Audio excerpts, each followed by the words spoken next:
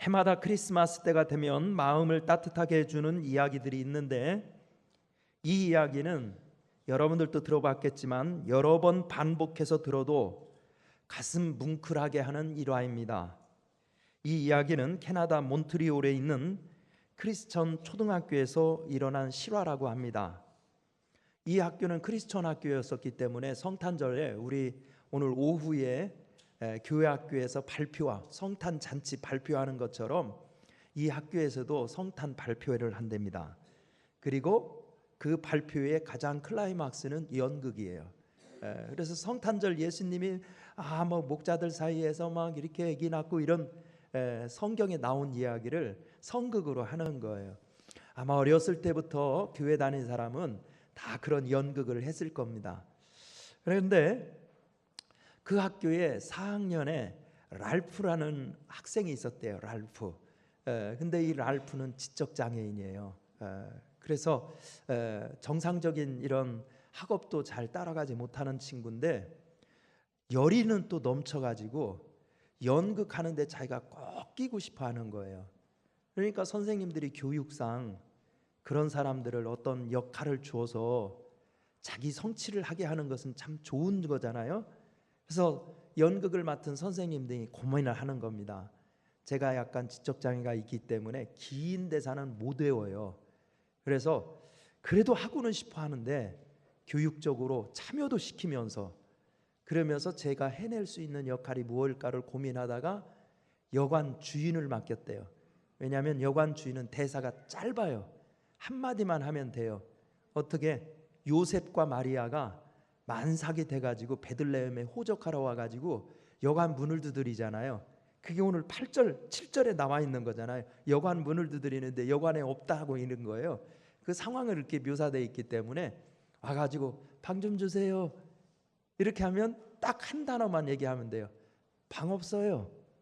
그러면 또 두드리고 방 주세요. 그러면 방 없어요. 이 대사 3번만 하면 되는 거였어요. 그러니까 자기도 만족해했습니다. 그래서 선생님이 열심히 연습을 시키니까 그런 대로 해내는 거예요. 그거를. 그래서 방 없어요. 방 없어요. 방 없어요. 이 3번만 연거푸 대사를 해내면 되는 것이었어요. 드디어 기다리던 크리스마스가 되었습니다. 연극이 시작되자 연극을 지도했던 모든 선생님들은 숨을 죽이고 랄프가 어떻게 역할을 감당하는가 지켜보고 있었습니다. 마침내 요셉이 마리아를 데리고 여관에 도착하는 장면이 되었습니다. 고통스러워하는 마리아를 부축하며 요셉은 다급히 여관문을 두드렸습니다. 그리고 여관 주인이 나왔습니다. 랄프는 연습한 대로 또박또박 말을 했습니다. 방 없어요. 그러나 요셉과 마리아는 가지 않고 여관 주인에게 한 번 더 매달렸습니다. 그럼 큰일 났는데요. 제 아내가 아기를 낳을 것 같아요. 저에게 어떻게 해줄 수 없나요? 그럴 때 또 대답을 어떻게 해야 돼요? 방 없어요. 2번째까지 대성공이었습니다. 한 번만 더 대답하면 그 연극은 성공하는 것입니다. 그때 요셉이 마지막으로 여관 주인을 붙들고 사정했습니다. 이렇게 사정하겠습니다. 이 추운데 어디로 가란 말입니까? 곧 아기가 낳을 것 같은데요. 부탁드립니다. 저에게 방 하나만 주세요. 이 말을 듣자 갑자기 랄프의 눈에는 눈물이 글썽거리기 시작했습니다. 그리고 큰 소리로 이렇게 말하는 것이었습니다. 그러면 제 방으로 오세요. 각본에 없던 랄프의 이 말 한마디가 청중의 가슴을 울렸습니다. 오늘 우리가 읽은 누가복음에는 예수님의 탄생을 기록하고 있습니다. 그런데 안타깝게도 그때의 어느 누구도 예수님이 누우실 자리를 내놓지 않았다고 누가는 기록하고 있습니다. 우리의 마음도 세상 일에 분주하여 주님이 거하실 자리가 없는 것은 아닌지요. 성탄절을 이끌었던 강림절 마지막 주에 우리 마음에는 주님이 계실 자리를 마련하고 있는지 살펴보고자 합니다. 우리 주님이 거하시는 자리는 과연 어디일까요? 첫째는 가난한 마음입니다. 오늘 본문 8절부터 10절까지 있는 말씀을 읽어 보겠습니다. 시작. 그 지역의 목자들이 방에 밖에서 자기 양떼를 지키더니 주의 사자가 곁에 서고 주의 영광이 그들을 두루 비추매 크게 무서워하는지라. 천사가 이르되 무서워하지 말라. 보라, 내가 온 백성에게 미칠 큰 기쁨의 좋은 소식을 너희에게 전하노라. 아멘. 누가복음에 의하면 성탄의 첫 소식을 전한 사람들, 성탄의 첫 뉴스를 들은 사람들, 그 사람들은 들에서 양을 지키던 목자들이었다고 기록하고 있어요. 누가는 왜 이 귀한 소식을 목자들이 처음으로 들었다고 기록하고 있을까? 그 이유는 무엇일까를 한번 생각해 봤으면 좋겠습니다.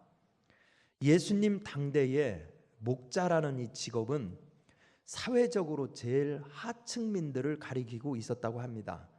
요즘에야 목자 그러면 부자겠네, 땅도 많아야 되고 목장을 하려면, 그리고 저 많은 양떼들과 짐승을 기르려면 경제적인 정도가 굉장하겠는걸, 이렇게 생각할 수 있을지 모르지만 예수님 당시에 목자들은 사회적으로 가장 하층민들에 속하는 사람들이었습니다. 그 때문에 그들은 종교적으로, 사회적으로, 경제적으로 빈곤한 삶을 살고 있었습니다. 이처럼 사회 밑바닥 계층에 속하는 이 가난하고 천박한 목자들에게 우주의 왕이신 구주 그리스도의 탄생 소식이 제일 먼저 전해졌다는 것은 무슨 의미가 있는 것일까요? 그것은 누가가 전하려는 메시지는 분명한 것입니다. 그것은 하나님은 가난한 자들의 마음속에 찾아오게 된다는 것입니다. 그래서 산상수훈을 보면 마태복음 5장에서부터 시작됩니다. 그래서 산상수훈의 처음 시작은 팔복에서부터 시작됩니다. 그리고 팔복 중에서 첫 번째 복이 마태복음 5장 3절에 기록되어 있습니다. 심령이 가난한 자는 복이 있나니 천국이 그들의 것이미요. 심령이 가난한 자가 복이 있대요. 천국이 그들의 것이라는 거예요. 그런데 이거의 평행 구절인 누가복음에서는 팔복의 첫 번째 복을 누가복음 6장 2절에서 이렇게 얘기하고 있어요. 너희 가난한 자는 복이 있나니 하나님의 나라가 너희 것이미요. 마태복음은 심령이 가난하다 이렇게 얘기했는데 누가복음에서는 심령이라는 단어가 없어요. 그냥 가난하다 이렇게 얘기했어요. 가난한 자가 복입니까? 우리는 가난이 복이라고 절대로 생각하지 않습니다. 가난은 저주라고 생각하지요. 부유한 게 복이라고 생각하지요. 근데 왜 예수님께서는 가난한 게 복이라고 얘기했을까요? 그것은 유대인들의 독특한 언어 관습 때문에 그랬습니다. 이 가난하다는 말이 헬라어로는 푸토코스라는 단어가 쓰이고 있는데 절대적인 극빈자들을 얘기합니다. 누구 도움이 없이는 먹고 살 수도 없을 정도로 최고로 가난한 사람들, 그런 사람들을 푸토코스, 가난하다 이렇게 표현을 했습니다. 이 말이 히브리 말로는 에비온이라는 단어가 쓰이고 있어요. 같은 의미를 자는 히브리어와 헬라어입니다. 근데 이 가난하다는 말은 처음에는 단순하게 경제적인 빈곤을 가리키는 의미로 썼습니다. 그런데 이게 역사적으로 발전하면서 가난하기 때문에 아무런 영향력을 지니지 못한 사람이라는 의미로 점점 그 언어의 의미가 발전했고요. 더 나아가서 그들은 아무런 영향력이 없기 때문에 사회적으로 짓눌리고 억압당하는 사람들이라는 의미까지 발전하게 되었고, 예수님 때에는 이 가난한이라는 말은 그렇기 때문에 경제적으로 부유하지 못하고 영향력도 없기 때문에 늘 짓눌려 살기 때문에 오로지 하나님만 의지하고 하나님만 기대어 사는 사람들, 그런 사람들을 가난하다라는 말로 썼어요. 그러니까 이 말은 경제적인 빈곤만 얘기하는 말이 아니라, 가난하다는 말은 하나님만 사모하, 하나님 없이는 죽을 것 같은 사람들, 하나님에게 뺏기 기댈 수 없는 사람들, 그런 사람들을 가리키는 말이 가난한 거예요. 그게 복이 되는 거예요. 근데 예수님은 이 땅에 오셔서 하는 사역이 바로 그런 가난한 사람들과 함께 한 것이에요. 그래서 탄생조차도 첫 번째 뉴스, 요즘은 정보가 힘이라고 하지 않습니까? 이 고급 정보를 누가 제일 먼저 소유하느냐에 따라서 세상의 힘의 방향이 바뀌지 않습니까? 그런데 세상에서 뉴스 중에서, 정보 중에서 가장 위대한 정보, 예수가 이 땅에 탄생한다는 이 위대한 정보를 왜 목자들에게 처음으로 주셨냐는 것이에요. 우리 주님은 그렇게 목자들처럼 우리 하나님만 바라보고 우리 하나님만 의지하는 절대적인 극빈자적인 심정을 가지고 하나님을 사모하는 심령과 함께해 주신다는 것이에요. 우리 주님은 지금도 그런 사람의 마음을 찾습니다. 우리도 이 성탄절을 이틀 앞둔 이 시점에서 우리의 마음이 그렇게 가난해졌으면 좋겠습니다. 우리 마음의 모든 부한 거, 그래서 우리 주님의 거하실 자리가 한치도 없는 그런 갑갑한 심령이 아니라 바로 이 목자들처럼 천사들을 보내서라도 내가 너희들에게 이 기쁜 소식을 전해 주어야 되겠다고 할 수 있는 가난한 심령이 되어서 이 성탄절이 주님이 내 심령에 함께 해주셔서 행복한 그런 절기가 되기를 간절히 바랍니다. 우리나라에도 세계적인 바둑 기사들이 있지 않습니까? 이창호, 이세돌, 이런 사람들은 얼마나 유명한 분들입니까? 그런데 그런 사람들은요, 바둑을 둘 때 백수 앞을 내다보고 둔다고 하더라고요. 백수, 상상도 못할 일이죠. 저는 바둑을 잘 두지 못하니까 상상을 할 수가 없습니다. 오목이나 땅 따먹기 할 때 두 수, 세 수 두는 게 우리 수인데 이 양반들은 백수를 두고 한다는 거예요. 사실은 세상은 다 수 읽는 싸움 아닙니까? 누가 먼저 수를 읽느냐에 따라서 경제 판도가 다르고 회사 판도가 달리고 국제적인 모든 거대한 기업들의 그 흥망성쇠가 다 수를 읽는 것, 장래 수를 읽는 거에 따라서 완전히 달라지지 않습니까? 여러분, 우리도 인생에서 승리하고 신앙에서 승리하려면 수를 읽을 줄 알아야 돼요. 그런데요, 세상에 많은 정보들이 넘쳐나고 미래를 점치는 수들이 넘쳐나지만 하나님의 수를 당할 것은 없어요. 아멘입니까? 그러니까 하나님의 수를 배워야 돼요.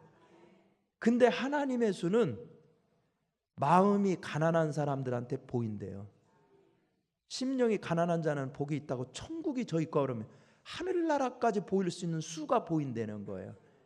그래서 이번 성탄절에 우리의 마음이 가난하게 되어 예수님이 우리 마음속에 거해 주시고 하나님의 수를 읽어내서 우리 신앙과 인생을 승리할 수 있게 되기를 간절히 축원합니다. 두 번째, 우리 주님이 거하시는 자리는 어떤 자리냐? 찾아가는 마음이 있는 자리에 주님이 오신다는 거예요. 찾아가는 자리, 찾아가는 마음. 15절 16절 같이 읽어보겠습니다. 15절 16절 시작. 천사들이 떠나 하늘로 올라가니 목자가 서로 말하되 이제 베들레헴으로 가서 주께서 우리에게 알리신 바 이루어진 일을 보자 하고 빨리 가서 마리아와 요셉과 그 위에 누인 아기를 찾아가서. 아멘. 오늘 본문에 보면 이 목자들이 천사로부터 뉴스를 듣죠. 구세주가 베들레헴에 탄생하신단다. 이 뉴스를 듣자마자 그들이 맨 먼저 한 것은 서둘러 가서, 아주 빨리 서둘러 가서 베들레헴으로 찾아가서 그 뉴스의 주인공들을 만나러 달려갔다는 것입니다. 이게 우리 신앙생활에 있어서 아주 중요한 것을 시사하는 것입니다. 여러분, 뉴스를 들은 사람들이 다 달려간 줄 아세요? 절대 그렇지 않습니다. 마태복음을 보십시오. 마태복음 2장 1절부터 12절에 보면 동방박사들 이야기가 나옵니다. 근데 동방박사들이요, 예루살렘에 와가지고 물었어요. 헤로드 왕한테도 유대인의 왕으로 나셨다는데 아루? 물었어요. 그러니까 헤로드이 모르겠으니까 야, 성경 박사들 다 불러와라. 그래가지고 그 사람들한테 구약 성경 박사들이니까 동방 박사들한테 알려줬어요. 구약 성경에 메시아가 어느 동네에서 태어난다고 그랬느냐? 베들레헴이라 다 알고 있었어요. 그렇지만 그들은 그 소식을 들었음에도 불구하고 베들레헴에 가지 않았습니다. 헤롯 안 달려갔습니다. 그 유명한 성경 박사들, 성경은 빠삭히 알고 뉴스는 빠삭히 알면서도 베들레헴에 아기 예수께 경배하러 가지 않았습니다. 그런데 오늘 본문 누가복음에 나오는 이 목자들은 그 뉴스를 듣자마자 베들레헴에 달려가서 그 왕께 경배하고 그를 찾아가서 구세주로 영접하고 예배하는 곳에 뛰어갔다는 것입니다. 여러분, 누구든지 이렇게 찾아 달려가는 심령이 있는 믿음을 가진 사람에게 예수님은 지금도 함께해 주신다는 것입니다. 그래서 동방 박사들은 예수님을 만났어요. 찾아가는 믿음, 저 멀리 페르시아에서부터 예수님을 찾는 이 구도자 정신, 이 찾아가는 믿음이 예수 그리스도를 처음으로 만나게 하는 축복을 경험하게 했던 것입니다. 우리 기독교 상담가 중에 폴 트르니에라는 분이 있어요. 이분 스위스의 의사이시고요. 그리고 20세기에 기독교 상담가로 가장 유명세를 떨친 분이에요. 근데 이 폴 트르니에가 현대인들의 신앙생활, 기독교인들의 신앙생활을 검토하면서 이런 유명한 말을 했습니다. 현대 기독교인의 비극 중에 하나는 그들이 구도자 정신을 상실했다는 것이다. 이렇게 분석을 했어요. 구도자 정신. 많은 사람을 상담한 상담가이니까 그들은 많은 그리스도인들을 상담하면서 정말 이 목자들처럼 구원이 있다고 하는데, 베들레헴에 구원자가 났다고 했다고 그러면 열리에 제쳐주고 밤인지 낮인지 가리지 않고 뛰어가서 그분을 찾고 만나고 경배하려는 이 구도자 정신이 목자에게 있었다는 것이에요. 이 성탄절에 우리도 이런 믿음이 있었으면 좋겠습니다. 그래서 예레미야서 29장 13절에서는 이렇게 말씀하고 있습니다. 너희가 온 마음으로 나를 구하면 나를 찾을 것이요 나를 만나리라. 아멘입니까? 여러분, 교회에 나오는 것으로 만족해서는 안 됩니다. 익숙한 예배에 만족해서도 안 됩니다. 여러분, 예배와 기도와 찬송을 통해서 진정으로 이 목자들처럼 내 영혼의 구세주가 되신 예수 그리스도를 만나려는 열정, 그분께 경배하려는 열정, 이 찾아가는 마음, 구도자 정신, 이것이 다시 한번 우리 모든 성도들의 가슴 속에 살아날 수 있게 되기를 간절히 축원합니다. 세 번째, 우리 주님이 거하시는 마음은 어떤 마음이냐? 전하는 마음. 전하는 마음에 우리 주님은 함께 하신다는 겁니다. 전하는 마음. 17절 18절 같이 읽어보겠습니다. 17절 18절 시작.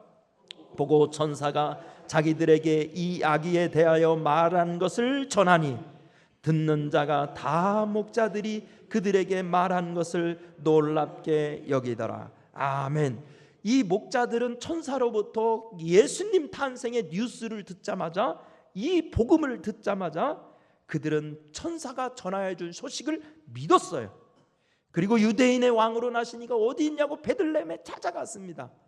그리고 여기저기, 그래서 예수님이 짐승들이 눕는 구유에 누워 있다고 하는 것은 당시에 짐승들의 우리는 굴의 형태였었어요. 그래서 베들레헴에 여러분들 가보시면 목자들의 들판교회가 예수님 당시에 있었던 여러 동굴들이 많이 이렇게 보존되어 있고, 그리고 목자들의 들판교회도 이렇게 교회가 있어요. 근데 가보면 그 예배당 밑에 옛날에 다 짐승들이 밤에 추우니까 그런 자연 동굴에 이렇게 다 몇십 마리, 몇백 마리 이렇게 다 끌고 들어가서 목자들이 거기서 같이 잤던 거예요. 그러면 베들레헴 들판에는 말이죠, 예수님이 거기서 애를 낳았다는 거 아닙니까? 그런 굴이 하나겠어요? 그런 짐승들을 치는 목자들이 한 명이었겠어요? 많이 있었죠. 그러면 이 목자들이 그 들판에 가가지고 얼마나 찾아 헤맸겠어요? 계세요? 여기 아무개 난 사람이 있습니까? 없어? 시끄러워, 왜 잠 깨워? 뭐 그러면 또 딴 동굴로 옆으로 갔겠죠. 여기 아무개 났습니까? 누구 애 난 집 있습니까? 이러면서 열심히 찾았을 거예요. 목자들은 천사가 전해준 이 큰 기쁜 소식을 믿고 베들레헴에 가서 찾았을 뿐만 아니라, 그리고 목사들이, 천사들이 전하여 주신 이 말씀에 순종했습니다. 그래서 베들레헴에 빨리 갔습니다. 서둘러 갔어요. 밤이었는데도 뛰어갔습니다. 이렇게 믿고 순종하는 사람에게는 하나님께서 복을 내려 주십니다. 우리가 잘 아는 신명기 28장, 거기에 보면 축복에 대해서 너무너무 멋지게 열거되어 있는데 28장 2절부터 보면 내가 내 하나님 여호와의 말씀을 청종하면 이 모든 복이 내게 임하여 내게 이를 것이라고 분명하게 말씀하고 있습니다. 하나님의 복은 말씀을 청종하는 사람, 말씀에 순종하는 사람에게 임하게 되는 것입니다. 그러나 요즘은 하나님의 말씀에 대해서 순종하는 사람들이 참 찾아보기가 힘든 시대가 되었어요. 어떤 목사님은 설교하면서 그거를 유머러스하게 그렇게 얘기하더라고요. 옛날에 개역 성경은 세로로 돼 있어서 고개를 끄덕끄덕하면서 읽어가지고 아멘 아멘 했는데, 요즘은 다 글씨가 가로로 돼 있어서 이렇게 읽다 보니까 말씀에 대해서 아니요 아니요 한다, 이런 시대를 산다고 풍자적으로 얘기하는 소리를 들었어요. 정말 그 때문일까요? 우리는 진짜 우리 하나님 앞에 청종해야 복이 되는데, 우리의 머리가 너무 커져서 그 하나님의 말씀을 재단하고 내 취향에 따라서 취사 선택하고, 그래서 달려가고 순종하는 그 거룩한 발걸음은 다 상실되었기 때문에 하나님이 죽으신 게 아닌데 우리 마음속에 거할 자리가 점점 좁아지고 없어지게 되는 것입니다. 그러나 이 목자들은 그 말씀을 믿고 그 말씀을 순종해서 달려갔을 뿐만 아니라, 그리고 그 천사로부터 들은 소식을 전파하기 시작했습니다. 드디어 예수님의 모친과 부친 요셉과 마리아를 만나서 우리가 천사한테 이런 소식을 들었어요. 당신들이 난 지금 이 아기가 그냥 육신의 아기가 아니래요. 하나님이 보내신 구세주랍니다 라고 힘있게 외쳤다고 17절 18절 다 천사로부터 들은 얘기를 전했다 이렇게 말하고 있는 것을 볼 수 있습니다. 지금도 우리 예수님은 이 하나님의 귀한 복음의 말씀을 전하는 자들의 심령에 거하시는 줄 믿으시기를 간절히 바랍니다. 사도행전에 보면은요, 사도 바울이 17장에서 아덴에 가서 전도하다가 철학자들하고 지식을 겸주고 논리적으로 승복을 시켰음에도 불구하고 결신자는 하나도 맺지 못하는 참패를 합니다. 코가 쭉 빠져서 다음 도시 고린도에 와서 복음을 증거하기 시작합니다. 그러면서 사도 바울은 고린도 와서 결심합니다. 다시는 인간의 지혜로 설교하지 않겠다. 내가 그리스도의 예수의 십자가에 못 박힌 것 외에는 전하지 않겠다 하고 십자가를 증거하면서 사도행전 18장 4절부터 보면 시장 거리를 헤매면서 회당에 쫓아가서 복음을 증거합니다.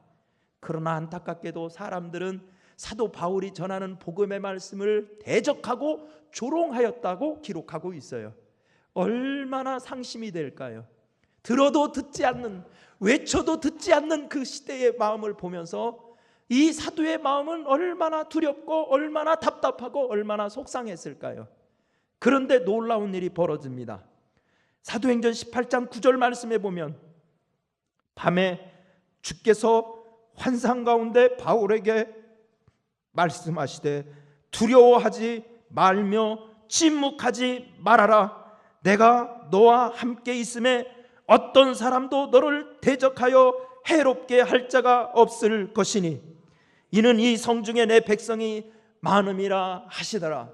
우리 주님은 복음을 증거하는 사도 바울의 심령에 찾아오셔서 그 밤중에 환상 중에서 그 심령이 낙심할까 봐 그 심령을 잡아주시고 있었다고 명확하게 기록하고 있습니다. 말씀을 전했던 목자들에게 주님은 찾아오셨습니다.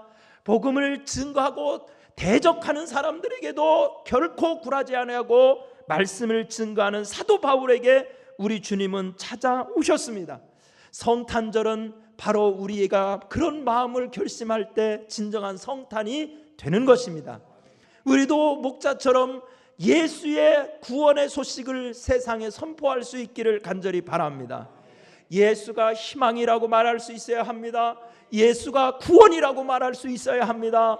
예수님 믿으라고 전파할 수 있어야 합니다. 그런 성탄절이 될 때 예수님은 지금도 우리 심령에 찾아오셔서 우리를 위로하고 격려하고 힘주셔서 우리가 온전한 하나님의 자녀로서 승리하는 길로 이끌어 주실 것입니다. 기도하겠습니다. 은혜로우신 하나님, 해가 더할수록 성탄의 감격은 잃어가고 세상 근심에만 자꾸 몰입해가는 시대를 우리가 살아가고 있습니다. 우리가 시대를 분별하면서 이 말세의 징조를 우리가 분별하며 영적으로 깨어있게 하여 주시옵시고, 우리도 목자처럼 주님이 찾아오실 수 있는 심령이 되도록 우리의 마음이 가난하게 되게 하여 주옵시고, 우리 주님의 은혜만을 사모하는 마음이 되게 하여 주옵시고, 우리 주님이 주신 바 은혜를 증거할 수 있는 하나님이여 전도자로 살 수 있도록 역사하여 주옵소서. 그래서 이 성탄절에 예수님과 함께 영원 안식을 누리며 하늘에는 영광, 땅에는 평화라고 우리도 외칠 수 있게 이 성탄절을 축복하여 주옵소서. 예수님의 이름으로 기도드리옵나이다.